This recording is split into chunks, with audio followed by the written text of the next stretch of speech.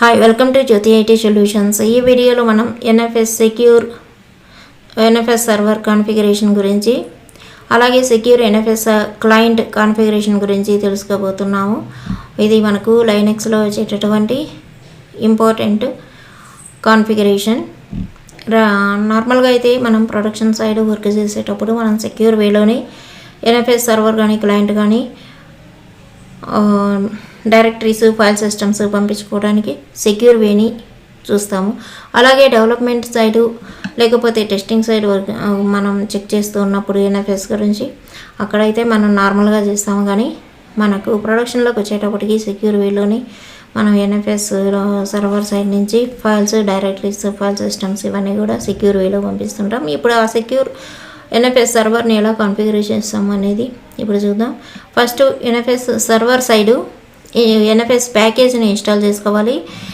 Install NFS *-y అనేటటువంటి command తోటి మనం ఎన్ఎఫ్ఎస్లో ఉండేటటువంటి ఆల్ ప్యాకేజెస్ని ఇన్స్టాల్ చేసుకోవాలి.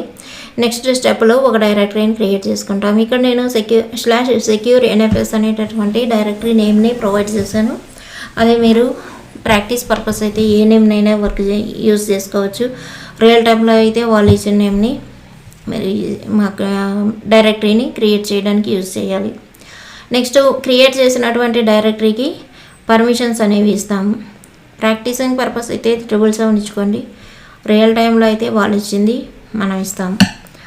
నెక్స్ట్ ఎస్ఈ లైనక్స్ కంటెక్స్ట్లో ఏదైనా ఆ డైరెక్టరీలో కానీ ఎస్ఈ లైనక్స్ ఎనేబుల్డ్ కానీ ఉన్నట్లయితే ఎస్ఈ లైనక్స్ కంటెక్స్ట్ అనే డైరెక్టరీలో చేంజెస్ అనేవి చేసుకోవాలి. ఆ చేంజెస్ ఎలా చేయాలి అంటే దానికి కూడా మనం కమాండ్ ఇస్తాము. chcon-t public _content_t/secure NFS అనేటటువంటిది మన డైరెక్టరీ నేమ్ని అక్కడ ప్రొవైడ్ చేయాలి. అప్పుడు ఎనేబుల్లో ఉండేటటువంటిది చేంజ్ అవుతుంది. ఎస్ఈ లైనక్స్ అంటే సెక్యూర్ లైనక్స్, ఇది వేరే చాప్టర్ యాక్చువల్గా. ఇవన్నీ కూడా లింక్ అయి ఉంటాయి ఎన్ఎఫ్ఎస్ తోటి, అందుకని మనం ఇది కూడా చేంజ్ చేసుకోవాలి ఒకవేళ ఎనేబుల్డ్ కానీ ఉన్నట్లయితే ఎస్ఈ లైనక్స్ అనేటటువంటిది. నెక్స్ట్ స్టెప్లో ఎన్ఎఫ్ఎస్ మెయిన్ కాన్ఫిగరేషన్ ఫైల్ ఏదైతే ఉందో ఈటీసీ ఎక్స్పోర్ట్స్ ఫైల్ ఓపెన్ చేసుకోవాలి. ఈ ఫైల్లో ఆల్రెడీ మనం ఎన్నో వీడియోస్లో చెప్పున్నాము ఎలా ఇస్తాం ఫీల్డ్స్ అనేవి.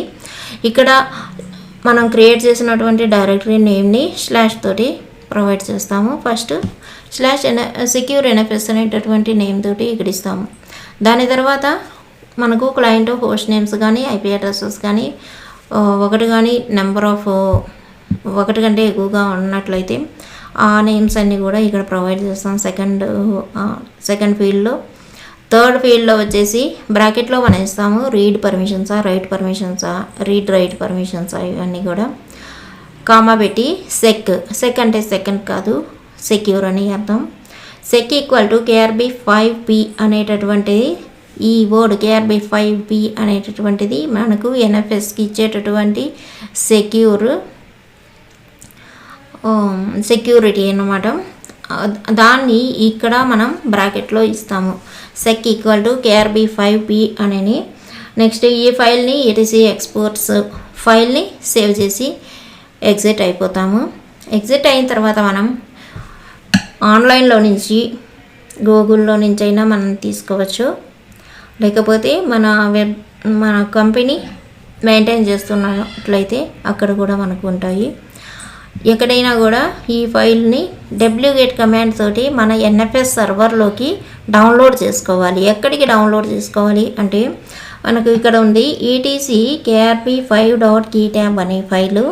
ఈ etc/krb5.keytab అనే ఫైల్లోకి మనం wget కమాండ్తోని ఈ లింక్ని డౌన్లోడ్ చేసుకోవాలి. ఈ లింక్ మనకు డౌన్లోడ్ అయినప్పుడు మాత్రమే మనం ఇక్కడ ఇచ్చినటువంటి సెక్ =krb5 అనేటటువంటి ఈ ఆప్షను మనకు వర్క్ అవుతుంది.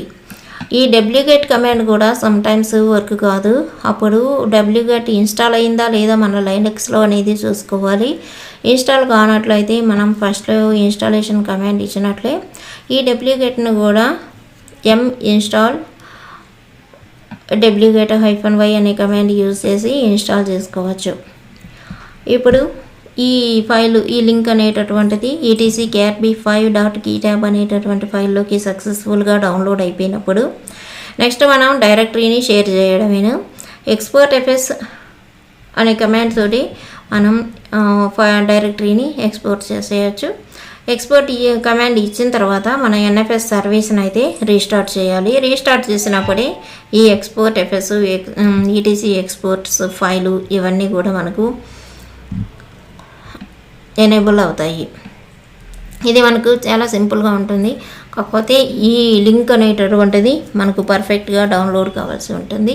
ఆ డౌన్లోడ్ అయినప్పుడు మనం ఇచ్చిన ఆప్షన్ అనేటటువంటిది వర్క్ అవుతుంది. మనకి డౌన్లోడ్ చేసుకోకుండా ఆప్షన్ ఇచ్చినట్లయితే అది నార్మల్ NFS సర్వర్ అవుతుంది, కానీ సెక్యూరిటీ NFS సర్వర్ అయితే కాదు.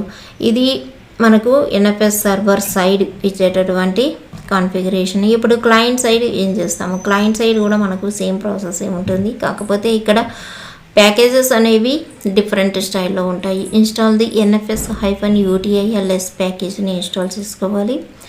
ఇది క్లయింట్ సైడ్ ఇచ్చేటటువంటి ఉండేటటువంటి ప్యాకేజెస్కి ఈ లైబ్రరీలో ఈ ప్యాకేజెస్ అనేవి ఉంటాయి.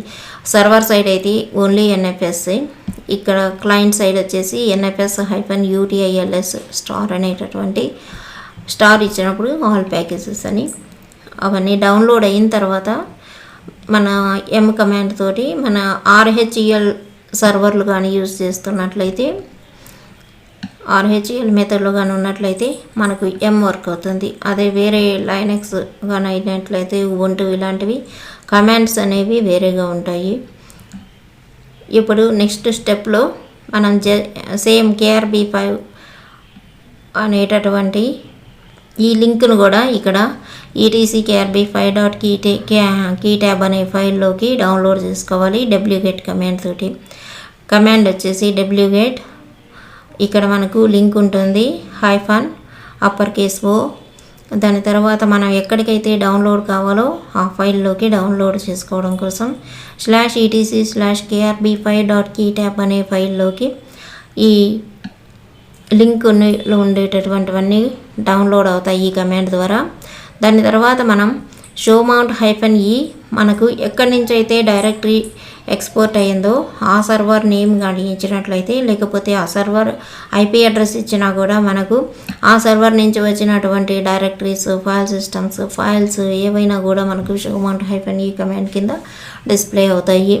ఇది చేసిన తర్వాత మనం ఇక్కడ క్లయింట్ సైడ్ కూడా NFS సర్వీస్ని రీస్టార్ట్ చేయాల్సి ఉంటుంది.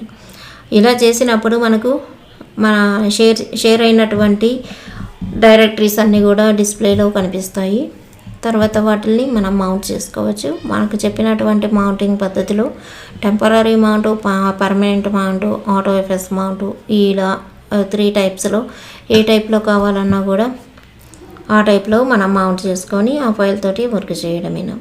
ఇది మనకు సెక్యూర్గా ఎలా చేస్తారు అనేటటువంటిది మెయిన్గా వచ్చేసి secure NFS server, secure NFS క్లయింట్ని ఎలా కాన్ఫిగర్ చేస్తారు అని అడుగుతారు, కానీ NFS సర్వర్ కాన్ఫిగరేషన్ చెప్పమని అయితే అడగరు.